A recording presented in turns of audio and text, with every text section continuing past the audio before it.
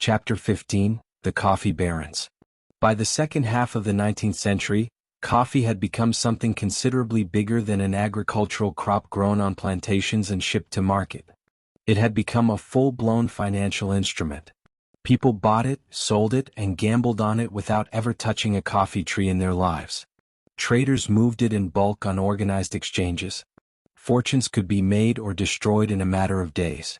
This chapter is about the people who played that game at the highest level, and just how wild the swings could get once coffee became something Wall Street took seriously. America's first coffee king. The very first person to earn the nickname Coffee King in America was a trader named B.G. Arnold. He launched the country's first large-scale coffee speculation campaign in 1869. Whatever Arnold actually did, it worked spectacularly well. For roughly the next decade, he functioned as what one contemporary account flatly called the absolute dictator of the entire American coffee trade.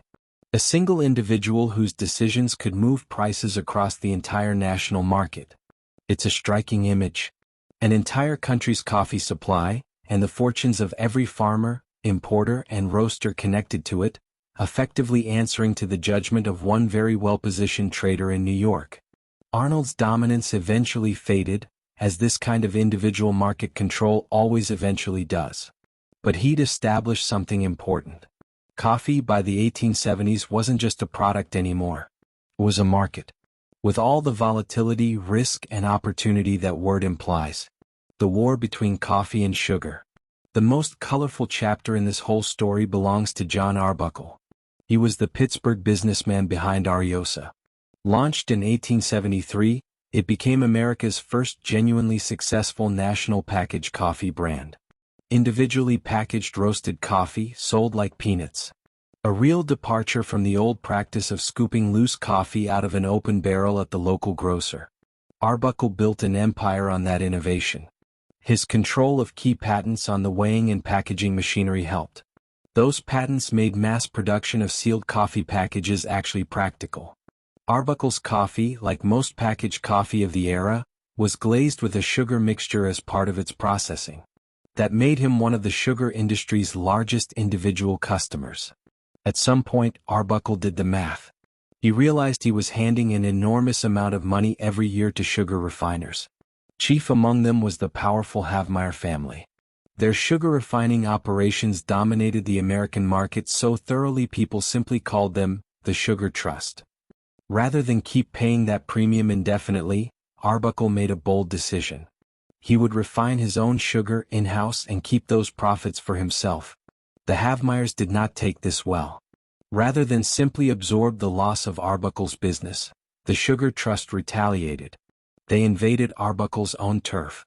They spent $2 million to acquire a controlling interest in one of the largest competing coffee roasting operations in the country. This was the Wilson Spice Company of Toledo, Ohio, makers of the Lion brand. It was positioned specifically to go head-to-head with Arbuckle's Ariosa. What followed became known across the entire trade as the Coffee-Sugar War. It consumed the industry's attention for years. Arbuckle built a model sugar refinery in Brooklyn. It could turn out 5,000 barrels of packaged sugar a day.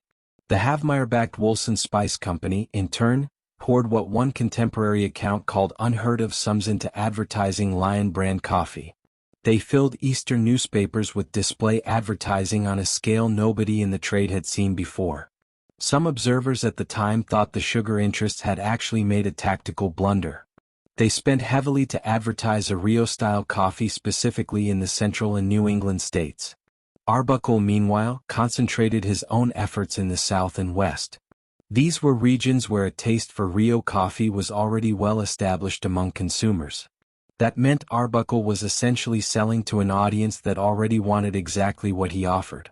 The legal fighting between the two sides, contesting control of the sugar business, is estimated to have cost both parties millions of dollars in total. In the end, the Havmeyers had had enough. They were reportedly relieved to finally be rid of their coffee interests altogether. Arbuckle, meanwhile, simply kept right on selling both coffee and sugar.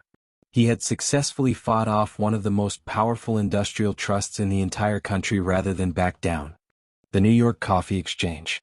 All of this speculation and corporate maneuvering eventually demanded a more formal home.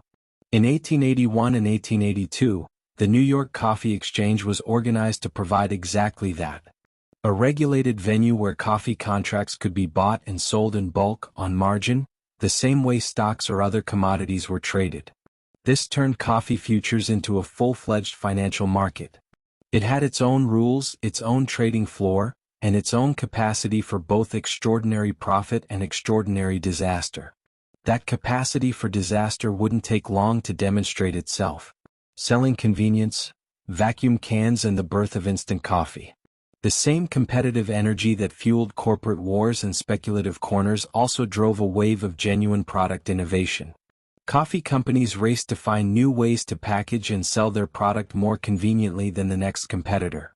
In 1898, a New York inventor named Edward Norton patented a vacuum process originally designed for canning food generally. It didn't take long for the coffee trade to recognize its potential. Hills Brothers of San Francisco became the first company to pack coffee under vacuum using Norton's patented process, starting in 1900.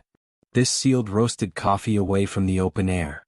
It dramatically slowed the staling process described back in the chapter on roasting. The same oxidation and aroma loss that had always made roasted coffee such a fast-fading product. Other California roasters, including M.J. Brandenstein and Company, followed with their own vacuum canning operations a few years later. An even more radical innovation arrived from an unexpected direction. Around 1899, a chemist named Dr. Sartori Kato turned his attention to coffee. He was originally from Tokyo. He was already known for having invented a soluble form of tea back in Japan. He relocated to Chicago. He successfully produced a genuinely soluble coffee product. The rest of the world would eventually come to know it simply as instant coffee. Kato's soluble coffee reached consumers in 1901. It received a formal patent in 1903. A few years later, in 1906, a separate inventor working under the name G. Washington developed his own refined version of soluble coffee.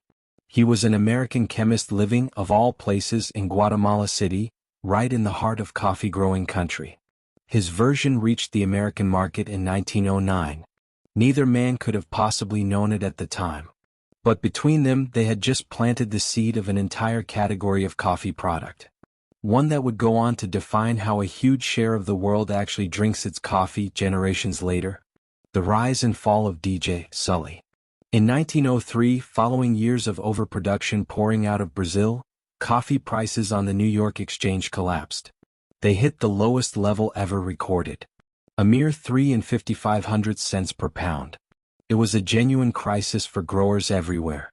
It set the stage for exactly the kind of aggressive speculative rebound that extreme lows in any market tend to invite. A group of traders, many of them cotton men from New York and the South, organized themselves under the leadership of a trader named DJ Sully. He was previously known in his own right as the Cotton King. Sully's group began buying coffee contracts aggressively. They bet hard that prices, having fallen so catastrophically low, were bound to rebound.